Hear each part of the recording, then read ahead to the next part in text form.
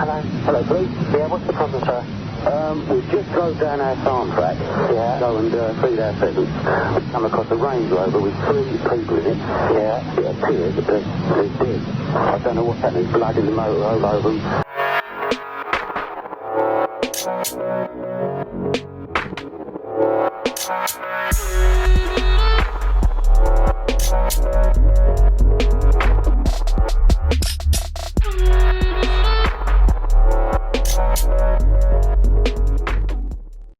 And welcome back to a new video on the Essex Boys case. As always, if you are enjoying the content, please do give the video a thumbs up. And if you're interested in the Essex Boys case, or simply true crime in general, don't forget to hit the subscribe button below. Underworld drug dealers may already be empire building in South Essex after the toppling of key players in the lucrative trade. Gangs will be jostling for top position after 3 known dealers were gunned down and a merciless key figure in another gang was jailed in recent months. Detective Inspector David Bailey of the county's police drug squad believes the Mr. Biggs who have recently been wiped out of the equation could already have been replaced. He said, quote, "It will be a matter of time before somebody else steps in, if they haven't already." South East Essex is a key area for trafficking, providing excellent links via the M25, A13 and A127 to and from London, he said. And the tide of drugs from mainland Europe is rapidly increasing the cases of drug-related violence in the county. Customs spokesman John Barber confirmed Essex is one of the main gateways for drugs coming into the UK. He said, quote, "Our main problems are landing strips on farms and the ability of people to get across the Channel and up the Thames in a matter of hours using an inflatable boat and a high-powered engine. We can't be everywhere at once." In the past 6 months alone, 3 drug barons have been slaughtered in a contract killing. A girl overdosed and died at her birthday party. Another woman was jailed for supplying an E-tab which killed her friend, and 3 men were jailed for possessing 2 tons of cannabis. Yesterday, the Echo reported how a drug gang, including a sadistic leader, Jason Vella from Basildon, has been jailed. Their exploits included peddling various drugs to schools, robbery and serious assaults. The death of Leah Betts at her 18th birthday party is the biggest drug-related tragedy which lodged in the minds of the public.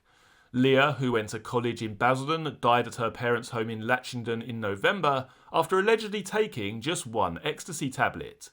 But the alarm bell sounded earlier in the year when 29-year-old Rebecca Cope from Grosvenor Road, Westcliff, was jailed for 8 months for giving an ecstasy tablet to her friend Joanne Hyde of High Street, Canewdon, at her 28th birthday party at London's Soundshaft nightclub. Joanne had never taken the rave drug before and spent 5 days in St Thomas's Hospital in a coma.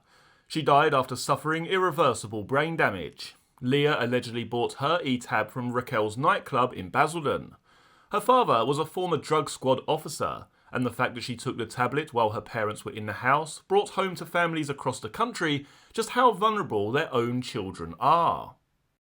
The public uproar which followed Leah's death caused more than a few ripples in the drugs underworld. The increased police presence in Basildon clubs sent many dealers running for cover and looking for a new marketplace. A confidential source has told the Echo that a multiple stabbing which happened in a Canvey nightclub last weekend may have been drugs-linked. It is still not known whether a drugs turf war was responsible for the slaughter of 3 known drug dealers in Rettendon on December the 7th last year. All 3 were blasted repeatedly at point-blank range. Their bodies were discovered in a Range Rover in a remote lane off the A130. One of the dead men was Patrick Tate, 37 of Gordon Road, Basildon, who had convictions for robbery and having cocaine with intent to supply. The others were Craig Rolfe, 26 from Chafford 100, and Anthony Tucker, 38 from Fobbing. All were known to deal drugs in Essex clubs. Murder squad officers were also looking into possible connections with another shooting on October the 5th last year, when a man dressed as a clown walked past nursing staff at St Andrew's Hospital Billericay with a gun concealed in a bunch of flowers. The scale of drugs which are regularly imported into southeast Essex was highlighted earlier this week when 21-year-old Stephen Bullen from Western Approach's Southend was jailed for 9 years for possessing almost 2 tonnes of cannabis worth £4.5 million. The following newspaper article is from the 11th of December 1995 with the headline, "Another Victim of Gang Gunmen." The ruthless killer who gunned down 3 Essex drug dealers at close range has claimed another victim. The father of one of the gangland victims died of a heart attack when relatives broke the news of Tony Tucker's death. Mr. Ronald Fuller, 63 of Folkestone, Kent, collapsed on hearing his 38-year-old son was one of the 3 underworld villains slain in a Rettendon farm lane. Superintendent Ivan Dibley, heading the triple murder inquiry, described Ronald Tucker's death as a family tragedy. He said, quote, "It just shows where the tentacles of a murder inquiry can lead. Detectives investigating the triple killing are looking for connections with the shooting at St Andrew's Hospital Billericay in October, when a patient was blasted with a shotgun carried by a man dressed as a clown. Now police fear revenge attacks as other gang leaders try to muscle in on the lucrative drugs action. Superintendent Dibley appealed for criminals to help them nail the killer who shot dead Tony Tucker of High Road Fobbing, Patrick Tate, 37, and 26-year-old Craig Rolfe of Calshot Avenue, Chafford 100 on Wednesday. He urged the underworld to call the incident room with any information on the dealers who paid the ultimate price for their evil ways. Donna Jaggers, 26, Rolfe's girlfriend of 7 years and mother of their 6-year-old girl, made a tearful appeal for help to trace the killer. She said, quote, "I would just like anyone who was with them that afternoon, who knows anything about what happened to them, to just come forward." But as more is revealed of the sinister world of the tough gangsters, neighbours were remaining tight-lipped. For former convict Patrick Tate, the successful attempt on his life was not the first. He survived a murder attempt before at his Gordon Road Basildon home. A gunman opened up at point-blank range and a tattoo-wearing villain's upper arm was blasted. He was later treated in hospital.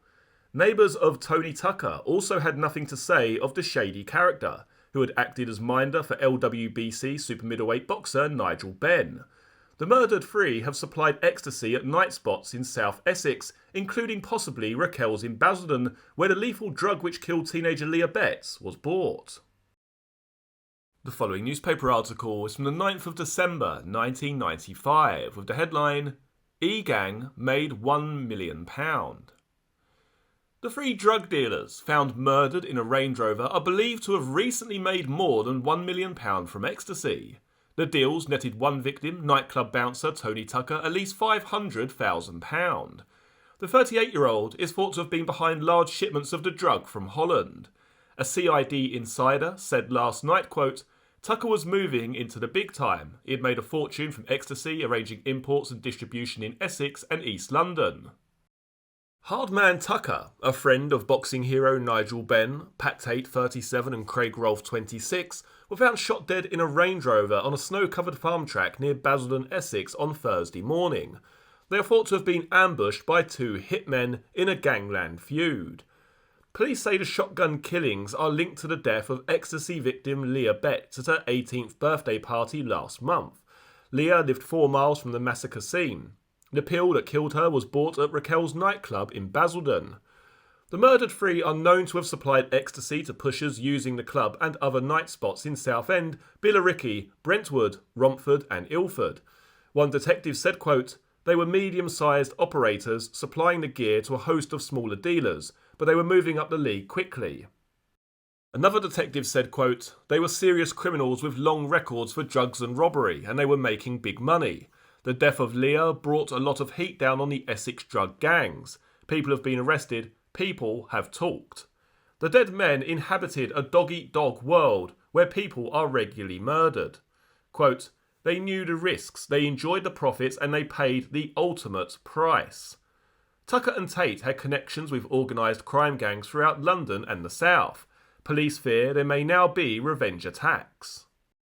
A Scotland Yard officer said, quote, "They have friends and family who will want their deaths avenged." A woman friend of Tony Tucker told the Daily Mirror, quote, He may be dead, but he won't be forgotten. Tucker, 5'11" and 14 stone, was a minder to WBC super middleweight champ Ben. He spent hours each week bodybuilding in the gym. Quote, people knew Tony was someone you didn't mess with. His friend said, quote, he was a black belt in karate and judo. I've seen him almost break someone's neck with one blow. Sounds like Jay from the In-Betweeners. The Range Rover belonged to Craig Rolfe. His girlfriend, Donna Jaggers, 26, mother of their 7-year-old daughter, wept as she appealed for help to catch the killers. Quote, if anyone knows anything, please tell the police, she said. Detective Superintendent Ivan Dibley said, quote, drugs offer easy money. There could be a power struggle going on, or it could be a double cross, or someone has sought retribution.